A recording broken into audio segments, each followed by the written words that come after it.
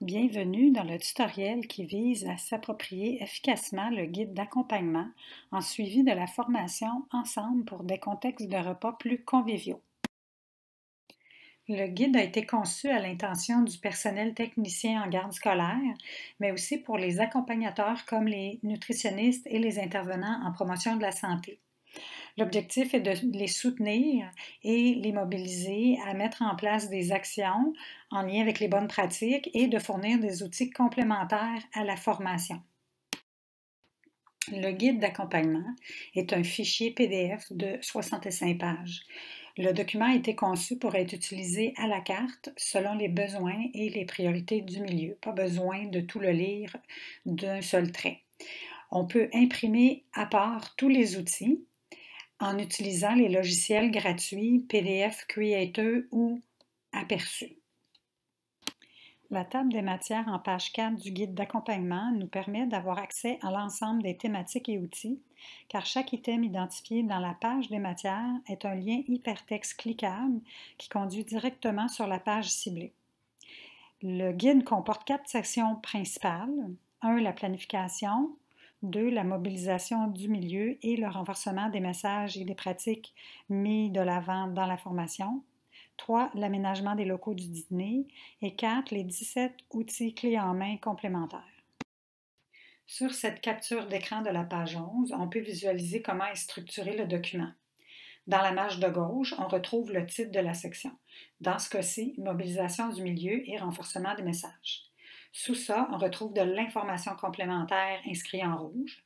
Dans ce cas-ci, il s'agit d'informations sur la vision de la saine alimentation.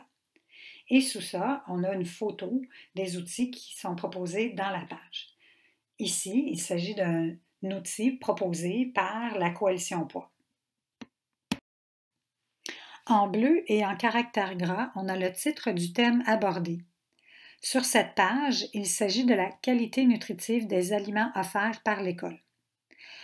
L'objectif visé est toujours identifié avec la pinouche verte et est situé sous le titre. Dans cet exemple, l'objectif est pour améliorer la qualité nutritionnelle de l'offre alimentaire proposée par l'équipe école. Dans l'encadré vert, on retrouve une suggestion d'animation à faire lors d'une réunion d'équipe école ou d'équipe de service de garde. On suggère de partager de l'information à l'aide des fiches et des vidéos développées pour la formation et aussi pour compléter l'information avec des outils externes. Dans ce cas-ci, la vidéo sur la vision de la saine alimentation. Tous ces outils sont accessibles en cliquant sur les liens proposés en vert. Par la suite, on suggère de discuter de la motivation à améliorer les pratiques qui sont suggérées dans les outils en faisant ressortir les avantages, les difficultés et les solutions possibles. Puis, en dessous de l'encadré vert, inscrit en bleu, on suggère des actions à mettre en œuvre par l'école et par le service de garde en lien avec la thématique abordée dans la section. En cliquant sur le lien en vert, on obtient la ressource proposée. Sur cette page, il s'agit du document « Améliorer et planifier l'offre alimentaire lors des activités spéciales à l'école », document qui a été développé par la Coalition Poids. Voici un aperçu de la section sur la planification. On y retrouve la description d'une démarche telle que proposée dans l'approche École en santé. Entre les accolades, on présente les 5 étapes de la démarche, soit de mobiliser l'équipe école et faciliter la concertation, analyser la situation, bonifier le projet éducatif relié à la saine alimentation, mettre en œuvre les actions, et finalement, poser un regard critique sur les actions. L'idée est d'avoir une vision globale des conditions qui sont présentes dans l'école et d'ajuster ces actions en conséquence. Ce tableau expose les conditions qui permettent de faire une démarche durable et suggère les étapes à suivre si jamais plusieurs des conditions ne sont pas rassemblées dans l'école.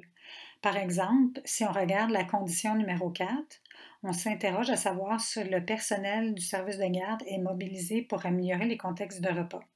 Si ce n'est pas le cas, il est pertinent d'organiser la tenue de la formation ensemble pour des contextes de repas plus conviviaux et d'utiliser les outils afin de sensibiliser le personnel aux bonnes pratiques.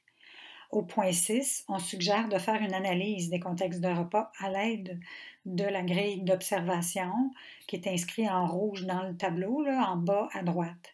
Et si on clique sur le texte, la page où on retrouve la grille va apparaître. Voici la grille d'observation en question. À la page 1, on explique comment remplir la grille et on suggère de former un petit comité d'observation composé des personnes concernées.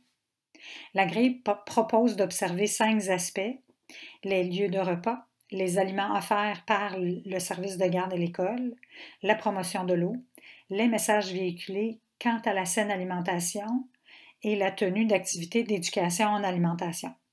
Cette analyse servira à faire un bilan global de l'ambiance du dîner. Pour aller plus loin à propos des lieux de repas, se référer à la section sur l'aménagement des locaux, présentée à l'écran. Dans l'encadré vert, on suggère d'animer une discussion à propos de l'ambiance des repas dans votre école. Pour aider, on suggère de revoir la grille sur les environnements favorables qui est présentée entre les accolades.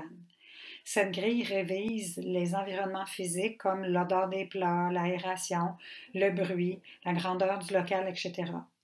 La grille revoit aussi les environnements sociaux comme, entre autres, le fait de pouvoir manger à son rythme, le nombre d'élèves encadrés et la qualité des interactions durant le repas. Sur cette page, on présente un outil d'auto-évaluation de l'aménagement des locaux du dîner. 2 grilles d'analyse ont été développées, une à remplir par le personnel technicien et une autre par les éducatrices et les surveillantes du dîner pour leur local respectif. Ces grilles servent à guider l'école à identifier les éléments à bonifier dans l'organisation de la période du dîner. On y accède en cliquant sur les liens dont le texte est indiqué en rouge. Dans la section « Bonification des aménagements », on présente des ressources qui suggèrent des solutions concrètes sur lesquelles le service de garde peut s'inspirer. Il s'agit de cliquer sur les hyperliens en vert. Voici à nouveau la table des matières des 17 outils clés en main qui est répétée à la page 25 du guide d'accompagnement. Dans la marge de gauche, on retrouve la légende des outils. Les outils qui sont identifiés en orange sont pour être utilisés par le personnel technicien et éducateur. Les outils que l'on présente en vert, ce sont des outils pour faire des activités avec les enfants.